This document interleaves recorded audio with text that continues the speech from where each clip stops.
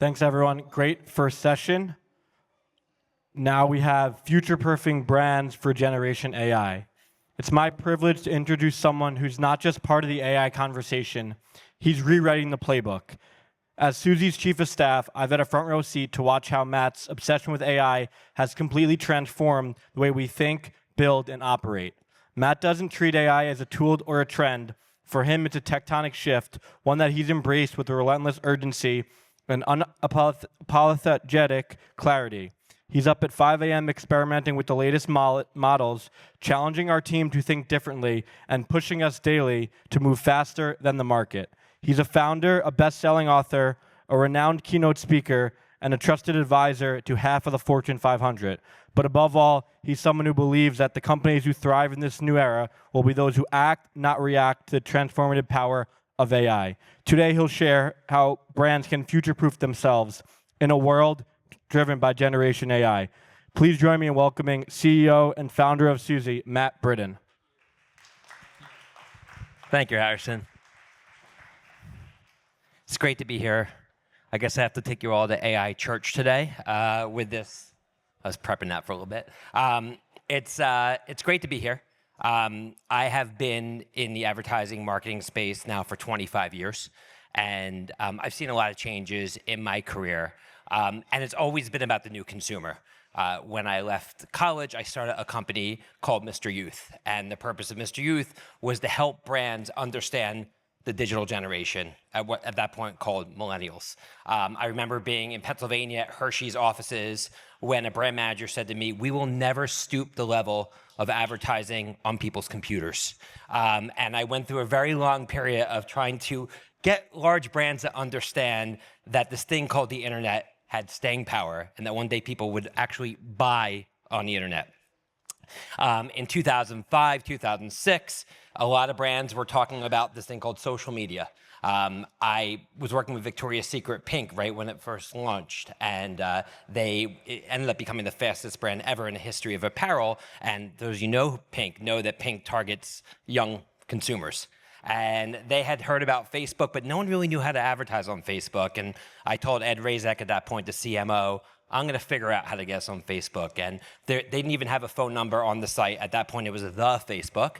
And a guy who worked for me, who went to Columbia, actually was a member. And that was a big deal because back then you had to have a .edu email address actually to even sign up for it. And he gave me his login over the weekend, which is something that none of us would do right now, give people our Facebook logins or Instagram. But I was blown away, and I was convinced I had to get in touch with this company. And I went to their domain registry, and I found a 617 number, and I dialed it, and a guy named Eduardo Saverin picked up, and I said, I run a company called Mr. Youth, and we work with a lot of the largest brands targeting young people, and I think I can get you some advertisers. And 2 weeks later, in an office that looked nothing like this, because it was like very dirty and disgusting, Mark Zuckerberg and Eduardo Saverin walked into my office with a very uninspiring presentation, but besides that point, ended up buying the first corporate ads ever on the Facebook and lived through an incredible era of a social media boom, ended up rebranding my company to MRY, which one day got acquired by the Publicis Group. But through that process, I had moments like registering at Visa on Twitter and establishing what at that point was the first ever social media marketing agency.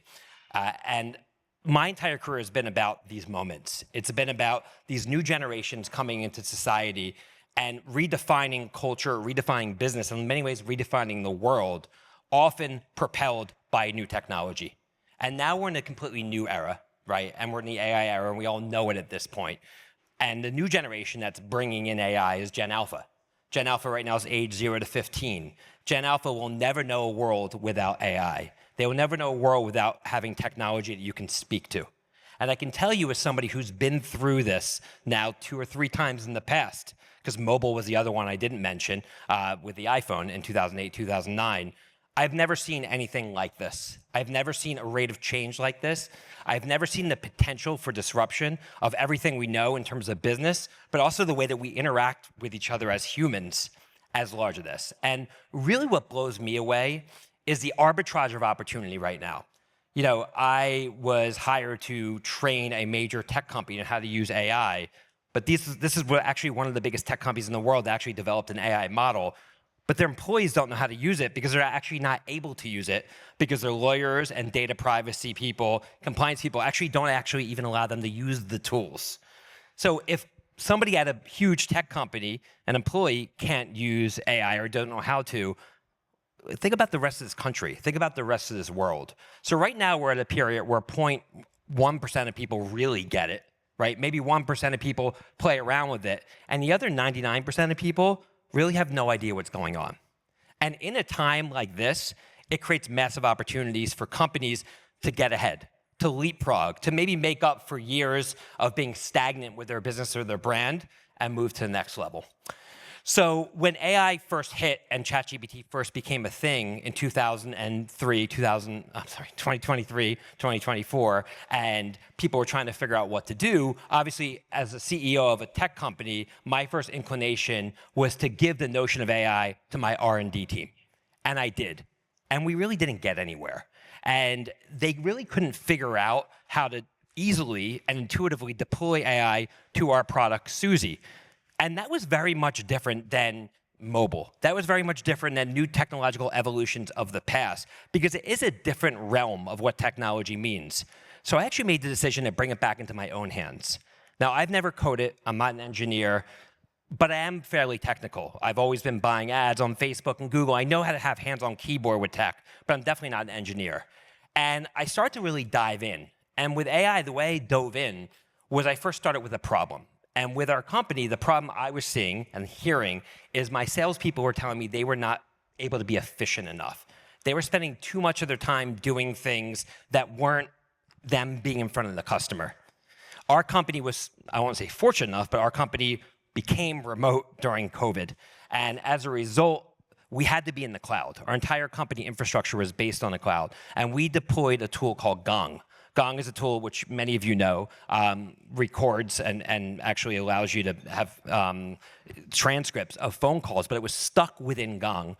And I built an integration that essentially allowed, and the way I built it is I just asked ChatGPT, how do I do this? And through trial and error, figured out how to essentially hack my way to build an automation where after every call, those transcripts were able to be fed into a model.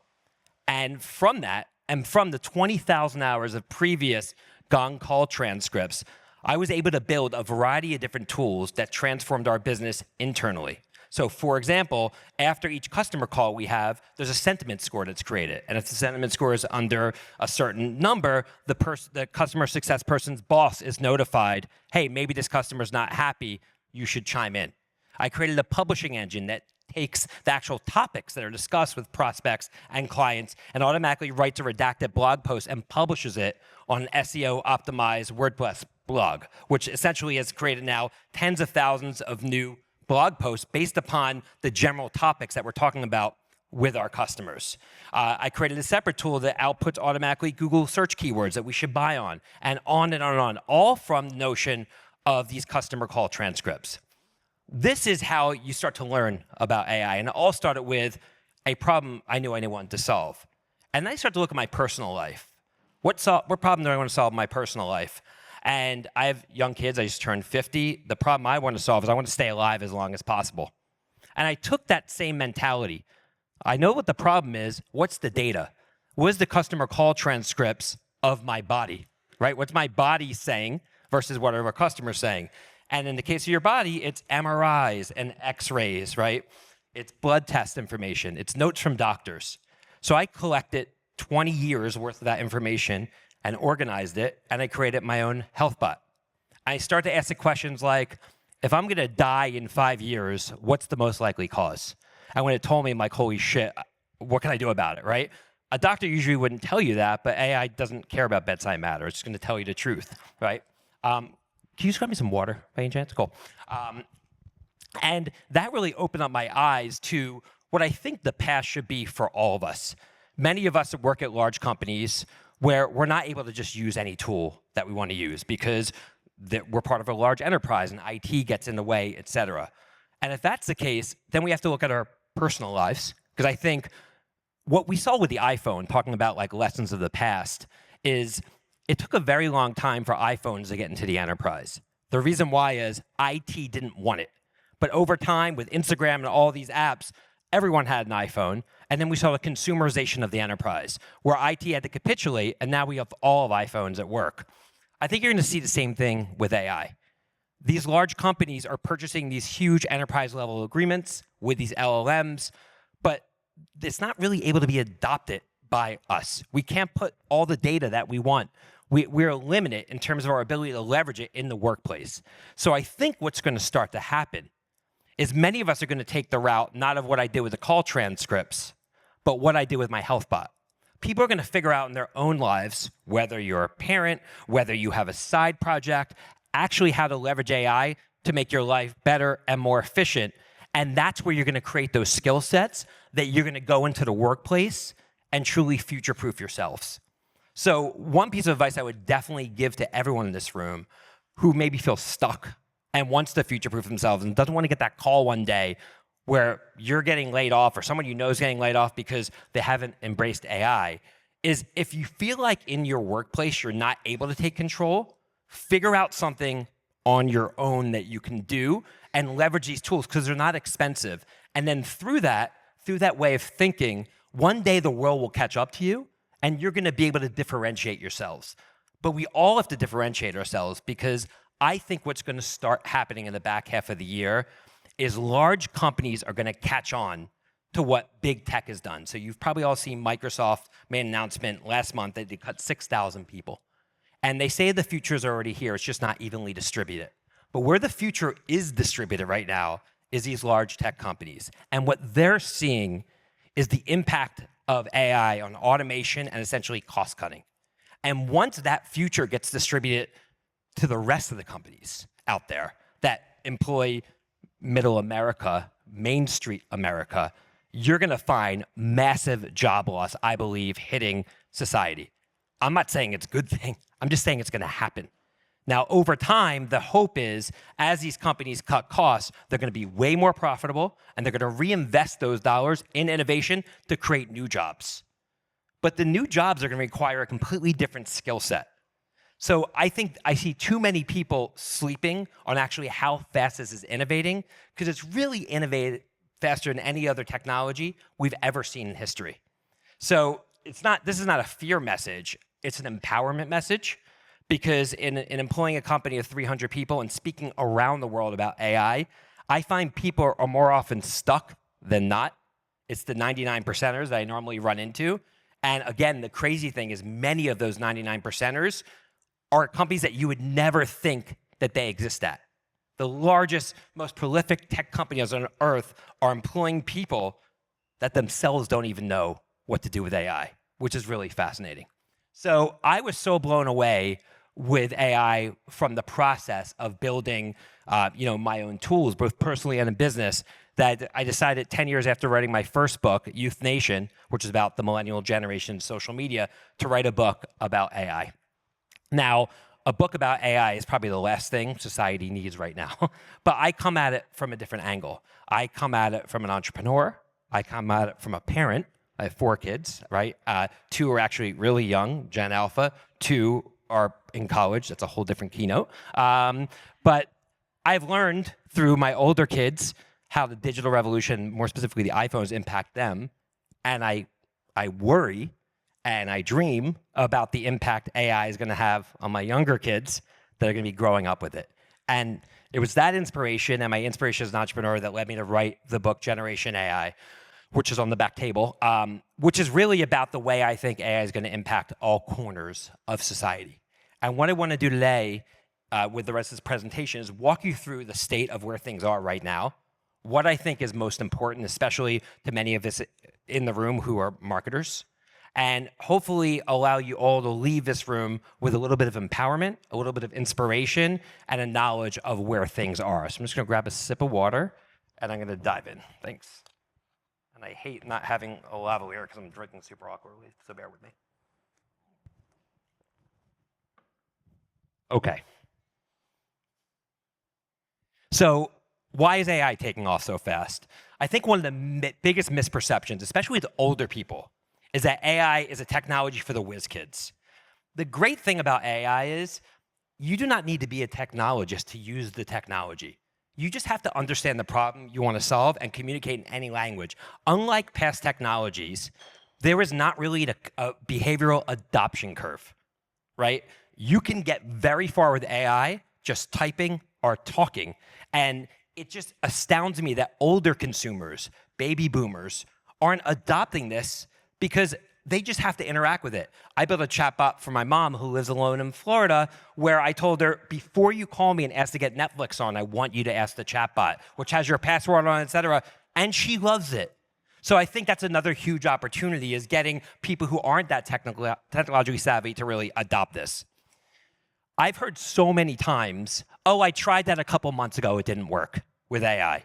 And nothing gets me more upset, because I think we need to look at it differently. We need to assume that by the time we get going on something, it's going to be so much better than it is today, versus not do something today because it didn't work 3 to 4 months ago. The rate of change is unlike anything we've seen in any technology before. AI right now is doubling in its potency every 7 months, and it'll probably be doubling in its potency every 3.5 months moving forward. It's so hard to keep track of everything that's coming out, to the extent that conferences like this, I'm asked to give my deck a week in advance, and I say no, because it's going to be dated. Writing a book in that regard was a nightmare, because a lot of the things I wrote about were a little bit dated by the time the book actually came out.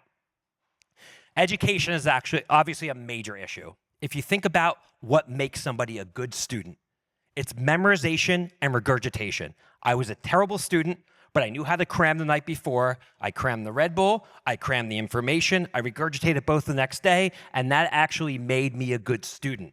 But we're in a world right now where the knowledge economy is becoming commoditized. The ability to command and deploy knowledge in a specified way is no longer a differentiator, because the large language models actually do it for you.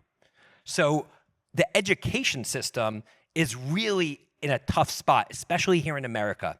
I spoke last year in front of 700 professors, higher education professors, at a conference for Pearson, and they're coming up to me saying, our textbooks were written in 2017. How are we supposed to train tomorrow's leaders based upon everything that's happening?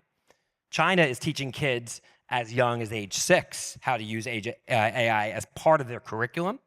And that worries me as we enter this kind of increasingly intense AI arms race on a global basis. But I think it needs to be really core. And at its core, it's no longer about memorization and regurgitation.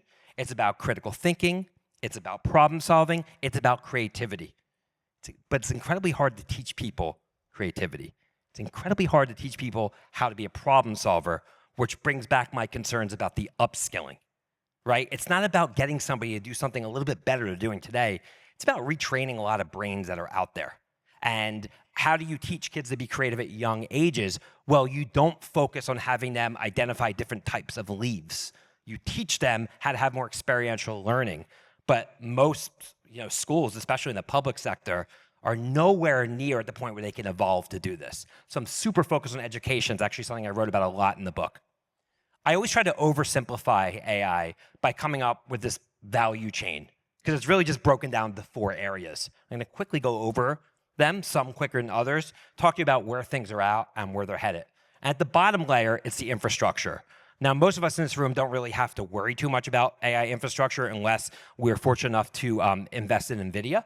But AI infrastructure obviously is a booming business. The demand on compute, the demand on data centers, and the power that runs it all is continuing to expand and grow, to the point that Google and Amazon recently announced nuclear power capabilities that they're creating, investing in on their own, as well as geothermal power to power the data centers that power these incredibly complex and sophisticated computing mechanisms that are powered by GPUs, which are the chips that NVIDIA made and many other companies are now trying to make that power AI. And GPUs, I worked with NVIDIA in 2002 because they were selling video game components, because the chips that they ended up making were first made to power video games. The sound and complex graphics that came from video games, right place, right time. But the demand for the chips continues to grow. And going back to my point earlier, what I'm seeing right now is CFOs are okaying massive POs for huge licenses, huge amounts of compute, but the teams, the rank and file, the employees don't really know what to do with it. They're still just asking ChatGPT one-off prompts. because the infrastructure of that organization, whether it's IT, whether it's management, whether it's the product strategy, are not able to digest the massive AI investment that these companies are making. The second part of the AI value chain is the large language models, which many of us know. And ChatGPT, many thought maybe a couple months ago would go down as the AOL of the AI era. So America Online was the company that got us all online, right? But they actually weren't an eventual leader in the digital world, right? They were the crowbar that brought it into society, but they didn't have staying power. Many thought when ChatGPT first came out, they were going to be looked at as kind of like a party joke in the future. They may have proven all of this wrong in terms of the level of innovation and investment that's gone in their company. But essentially, OpenAI is the company behind ChatGPT, which is a large language model, which very simply takes your language, whether it's typing or talking or imagery, and actually, based on the prompt, crawls trillions of different points of the internet and comes back with a generative output, which could be an image, it could be text, it could be a graphic. That's why it's called generative AI. LLMs have really stepped up their innovation pace. There's reasoning models, which don't just give you an answer right away, but actually go through multiple steps of thinking. And this is for edge use cases where you have more complex problems. And the reasoning models have literally performed off the chart in IQ tests. You can see what the normal large language models performed, 80 to 90 on IQ tests, and what OpenAI's O1 performed. The test hasn't come out yet on O3 from OpenAI, but it's probably somewhere over here. So it's quickly becoming off the charts in terms of human intelligence, which is fascinating to think about. So O3 and O4 mini are at a completely different level. Obviously not the case where it requires the type of use cases we have every single day, but the notion of reasoning is what pushes these models much further along. Many people, especially in the ad industry, are questioning Google and where Google's going to thrive and survive in this world. How many of you are using ChatGPT or tools like it instead of Google? Right, so there you go. And obviously I'm talking to New York City, advertising, digital marketers. So I'm not saying it's representative of society, but it's getting there, especially with younger consumers. And some say Google was late to the punch, but the reality is they had the classic innovator's dilemma, as we all know, right? But they are also not resting on their feet in terms of the innovation they're coming out with. And what companies like Google have that others is just incredible other sources of data that are proprietary to themselves, whether it's YouTube transcripts or your Gmail information or your historical search information, which gives them a leg up on other LLMs, because the only difference between my use and your use of AI is data, and the only difference in Google's tool, their large language tool, and OpenAI's is their access to data, which is why the war for data is greater than ever, which we'll get into. A tool that many have the same name of that came out was called Deep Research. I'm sure many of you know about it, which is a form of a reasoning model that also takes a lot longer, but is structured in a way where you can output McKinsey-style research reports instantly. What does that mean for McKinsey? That's another keynote. But I think that the notion that you can actually get literally deep research on any topic, as somebody who's a CEO of a market research software company, is not lost on me in terms of what it means for the future of our industry. Now, obviously, when you think about research, I believe that there will always be a role for human feedback, right? AI has never fallen in love. AI doesn't get jealous of their neighbor. AI has never broken their leg. AI has never tasted a cheeseburger, right? So there's certain things in life. If you think about brands, why do people buy a $6,000 handbag? Would a large language model ever buy that? Probably not. We are by nature emotional, not rational beings. And if you rely just on AI for your research, I think over time you will probably lose the emotion, which is inherent of why brands exist and probably why this agency on whose office I'm presenting at exists. So I think it needs to be a mix, and anyone who says you don't need to talk to humans anymore, and I know I'm probably biased because I run a market research company, I think is kind of lost the script if they also believe in the importance of brands. And obviously, Meta's getting involved, et cetera, et cetera. What's interesting about Meta's Llama model is they're open sourcing it. And I think that's an interesting burn the bridges approach that we'll see. The third area, and the area I spend probably the most amount of time on, is data sets. We've been talking on stages like this for so long about data's the new oil. Data is so important. But the reality is we really couldn't do much with it. If you had a 1 million line CSV file or Excel file, like who's going to sort through that shit? Nobody, right? Nobody knows what to do with it until now. Now data, whether it's my call transcripts, my blood test information, maybe information that's in that file cabinet over there, maybe information that's on a hard drive, can all be unlocked.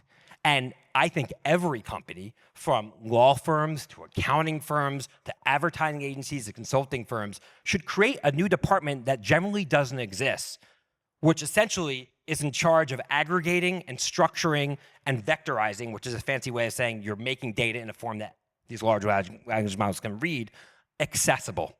Because that is going to be the differentiator, and we're seeing it play out. Reddit just announced last week they're suing Anthropic, who is behind the company Claude. Claude is an incredible large language model. I actually had Claude write the foreword to my book, which was a crazy decision, but if you read it, you'll see why I did it. They're getting sued by Reddit for essentially crawling data that Reddit didn't allow. Reddit, as you probably know, has millions of different posts on very niche topics, and the ability for a large language model to see what French bulldog owners in Minneapolis think allow it to be a much more powerful large language model. And you're going to see a lot of this. It reminds me a lot about what happened with Napster and using songs, and then the iTunes came on and kind of fixed that issue, and it's not stopping. This actually just came out at 11:56 a.m. today. See me trying to be as timely as I can for you all. But this is a lawsuit where Disney and Universal are suing Midjourney, which is a photo generating tool, for what they claim is copyright infringement. This is essentially just, in their minds, theft of data. And it's showing how important data actually is. Now, not all data has to be purchased. I have a lot of friends in real estate, most of which are both way dumber and way richer than me. And they don't really understand AI. It's one of many industries who don't. One of my friends runs a thriving brokerage firm here in New York City, and I actually helped him tap into the NYC Open Data platform, which is a free API that publishes everything from traffic information to air quality to crime by city block to publishing when new building permits get issued. This has been live for a very long time, and you could see you could just download the Excel file right here, which gets published weekly, but who's going to do that and crawl through it? But if you create an API, which they have, and you feed it into a model, you can be a commercial real estate broker on a street corner and actually easily find out if that building has a new permit being issued, or easily find out if that noise that maybe a potential tenant is hearing at the moment actually exists all the time because of the noise quality being published by New York City Open Data. So this information is not fed into the traditional large language models, but it can into yours, and it can easily be found. There's another tool called data.gov that publishes free open source information. And you can almost look at data as the secret ingredients to whatever it is you're cooking. Anybody can make, I don't know why I keep thinking about cheeseburgers, but a cheeseburger, but there's a reason that somebody has Red Hook Tavern. If you've never been there, you got to go. They have a special ingredient, and they're probably not sharing it, right? That's akin to data that you serve up in your dish of AI product. It's the little things that you sprinkle in like this that will unlock new use cases that you can't get with ChatGPT, that other people won't be able to get. So obviously, proprietary data is the best. First-party data is the best, but not everyone's going to know about this. Not everyone's going to tap into it, and it's that unique mix that will allow you to differentiate. And obviously, the last piece of the AI value chain is applications. The application layer is where it all gets packaged up and delivered to us to use as consumers or as business people. And what's crazy about AI applications is if you think about the evolution of social media, it first started with text, right? Everyone's like, I'm having a cheeseburger for lunch, right? They would just post, or on Facebook or Twitter, it would be text. And then Instagram brought on the age of images, and of course, TikTok and Snapchat brought on the age of video. And there was kind of this long evolution of output modality, if you will, where with AI, it's kind of all hitting us at once, right? Where AI, in terms of the generative part, isn't just text. It's video, it's image, it's voice, it's audio, it's data visualization. It's all at once. Many people don't realize this. They're saying, give me the recipe for lasagna and is giving the information back, but what they don't understand is it could actually output anything you want in any modality. And it's getting better and better and better by the day. Case in point, this is Midjourney. This is version 1. This is version 5.1. Anyone want to guess how long the delta or the gap was from V1 to V5.1? 14 months. And look at this. Many people still think when you make images with AI, the person's going to have 7 fingers on each hand. But the reality is it's going to look like this. Many people tried it. It would be like trying to stream a video on the internet in 2001 and now refusing to use Netflix. That's basically what's happening here. Where's this going to be 14 months from now? Is it going to be me on stage? Actually in the form of an avatar? Maybe, right? That's how fast it's all evolving. And this is just obviously in the image front. ChatGPT 4.0 image generation, for me, was one of the biggest moments over the last couple of years in terms of its ability to create lifelike images. And when you talk about job displacement and what's going to happen with this, in the past, and the guy on the left doesn't exist. He's not a real person, right? And there's that cat. That's not a real cat, right? It's just an amalgamation of trillions of other cats that pushed out this cat. And ultimately, if I want to ask the tool to swap out this beer can with a Diet Coke can, it could do it. Or if I want the cat to eat a cheeseburger, it could do it, right? I'm going to keep bringing that up. So ultimately, if you think about jobs, somebody in an ad agency or a designer is responsible for the lighting here and the shadow and making this look the right way. But if you as the creator could just say, I want this to have a sunset in the background, you can do it. You don't need to reshoot it. So the world, when you talk about creativity, and this kind of goes into every industry, whether you're an accountant or you're a lawyer, right, or you're a radiologist who's gotten paid to read x-rays. Success is no longer about knowing how to solve the problem, but understanding the problem that needs to be solved. Because someone still has to come up with the idea to have this cat drink a can of beer. And if this doesn't look right, it's their sense of taste that's going to say this should be a soda can or that cat should be black, right? But knowing how to solve the problem, i.e. having to access the services of a graphic designer to do this, is going to go away by the day. And if you're a graphic designer right now, you need to focus on shifting from knowing how to solve the problem to training your brain to focus on the problem that needs to be solved, and then knowing what the tool is capable of. But being the best user of Photoshop is not going to be important, and Photoshop will even tell you that. They are not putting knobs and dials on their tool anymore. They are just moving to a prompt-based world. So that's not to say a graphic designer won't exist, but they're not going to be doing traditional graphic design anymore.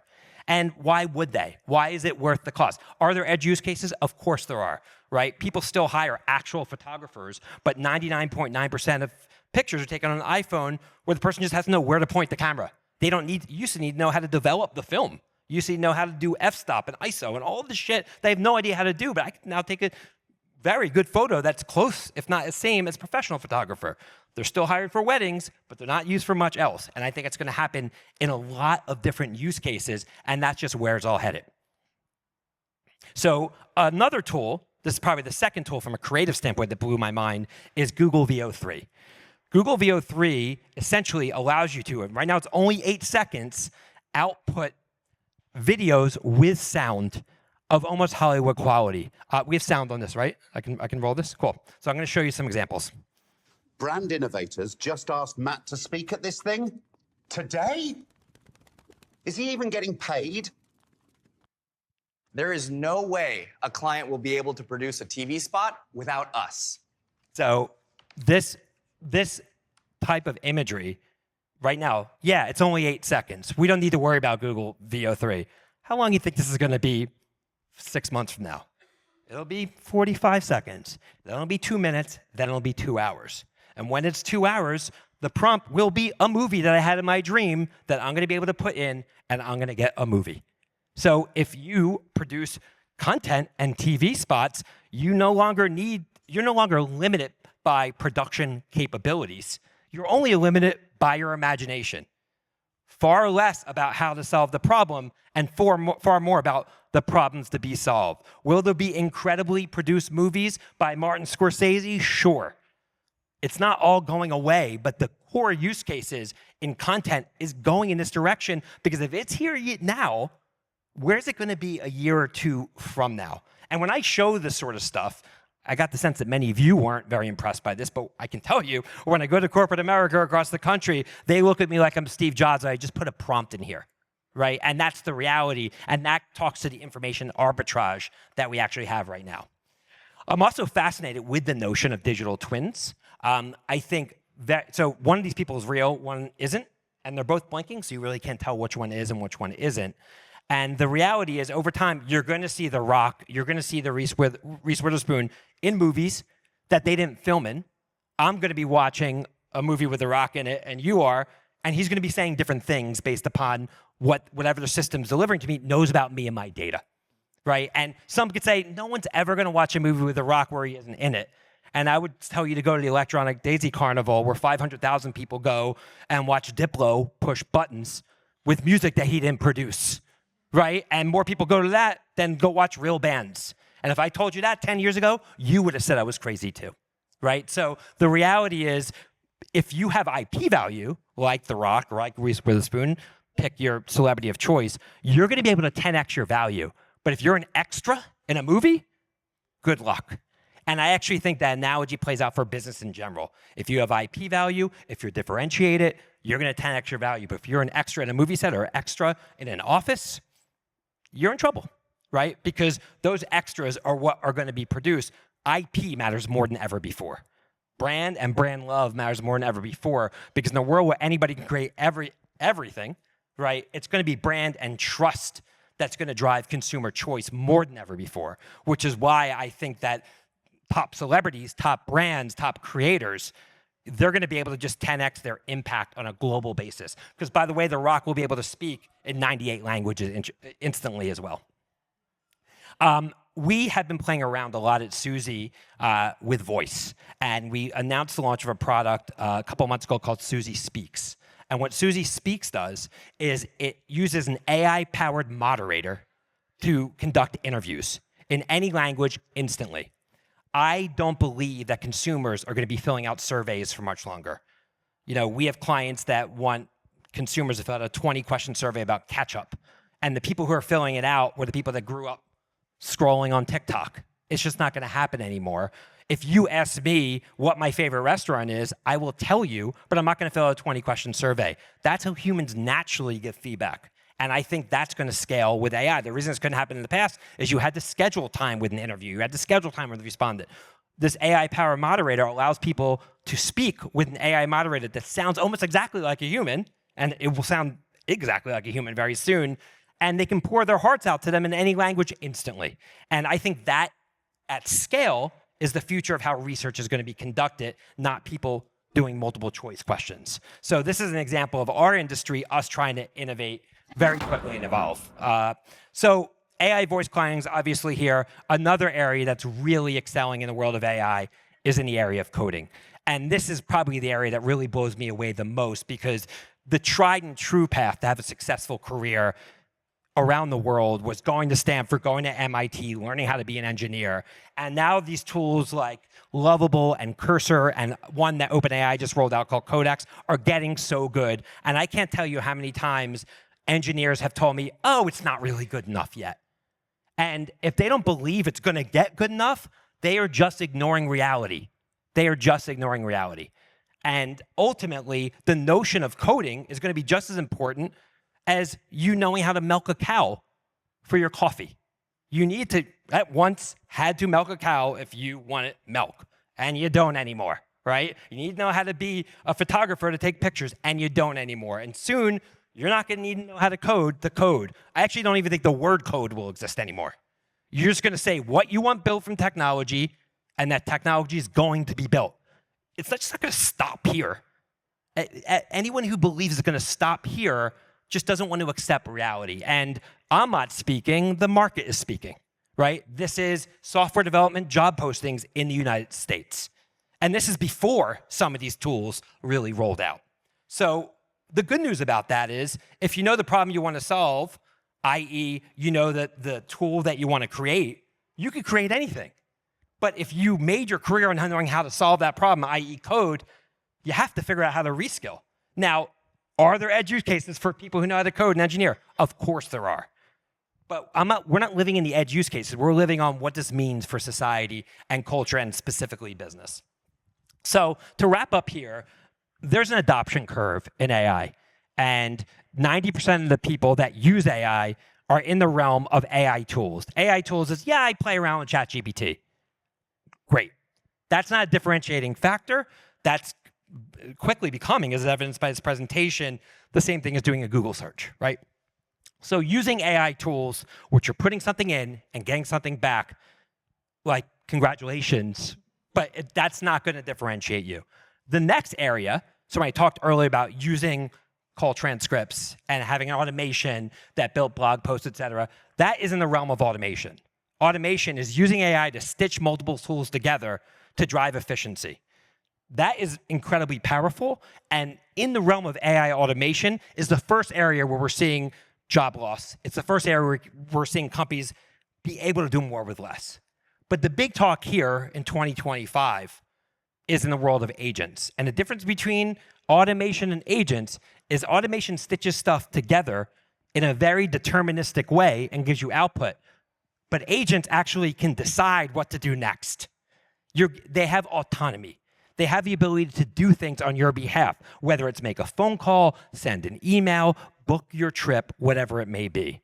And the tools out there for AI agents are both easy to access and mind-blowing.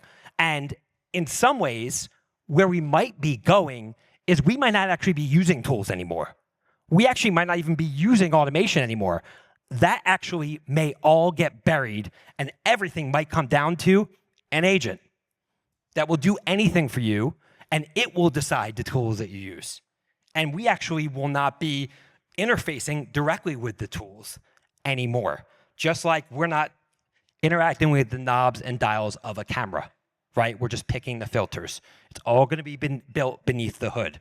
So there's such a big push, and some of these tools that I see get funded tens of millions of dollars, the VCs are going to get killed on it because they don't know what they're doing, because they're not actually in AI, they're not building it, they just want to jump on the hot thing, when the reality is these tools are incredibly easy to create.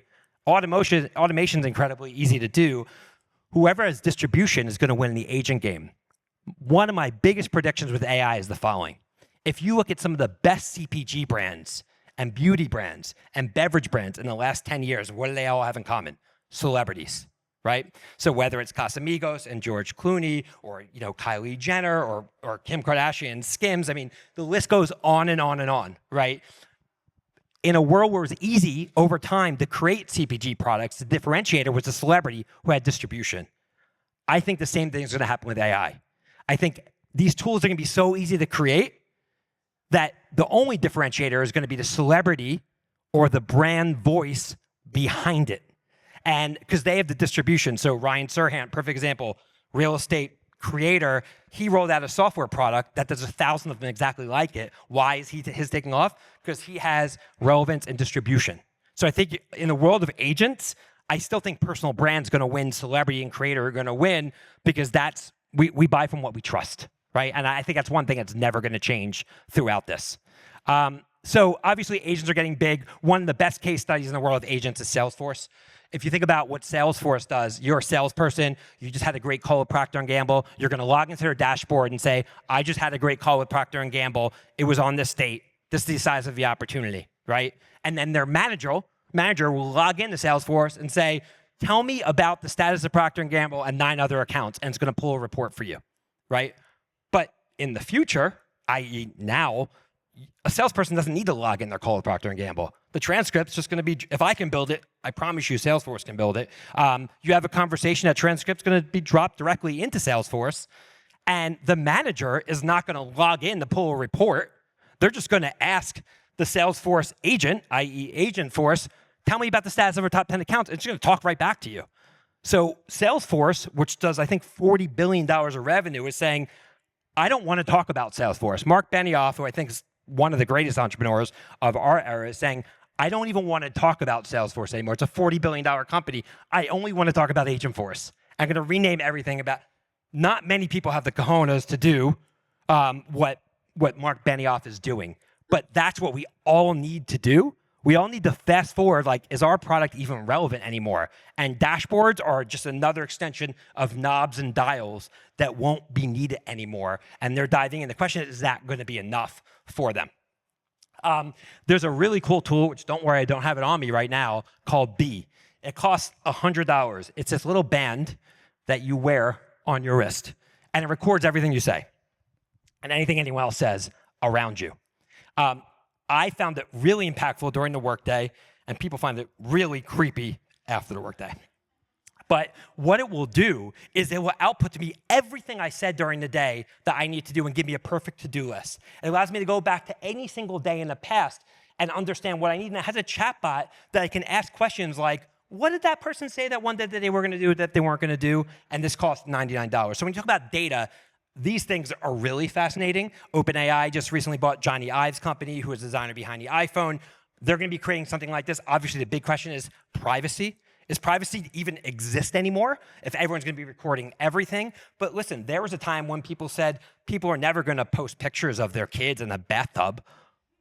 They're doing it. Why? They get a payoff from it. That's why we post on social media. Why are they going to upload information and record everything? They get a payoff from it. I get asked about the health bot. Why did you upload your MRI and X? Aren't you worried about privacy? I'm like, yeah, but I'd rather be alive. So in the end of the day, it's about that trade-off of privacy. And with Gen Alpha in this new world, it's going to be an increasing issue. So the book is here. So you guys can grab a copy. As you can tell, I spent a ton of time on this. It's a brave new world. My advice to all of you guys, no surprise, just dive in, but dive in with a single problem that you want to solve, preferably in your personal lives, because it's going to be hard to do it in business, and go step by step. One thing I like to ask the LLMs like ChatGPT is, give me step-by-step instructions on how to build something, but don't give me step 2 until step 1 is done. And by step 81, you're going to be like, holy shit, I created this thing I never thought I could. But there's literally nothing you can think of right now that you can't create if you just take the time, you're determined, and you persevere. And then once you know how to do that, you start to see the world differently, and then you're going to be in control where the future is. No other company will. So I hope you guys are left with that. If you want a copy of the deck, other information, take a picture of this QR code. And thank you guys all for hearing me talk today.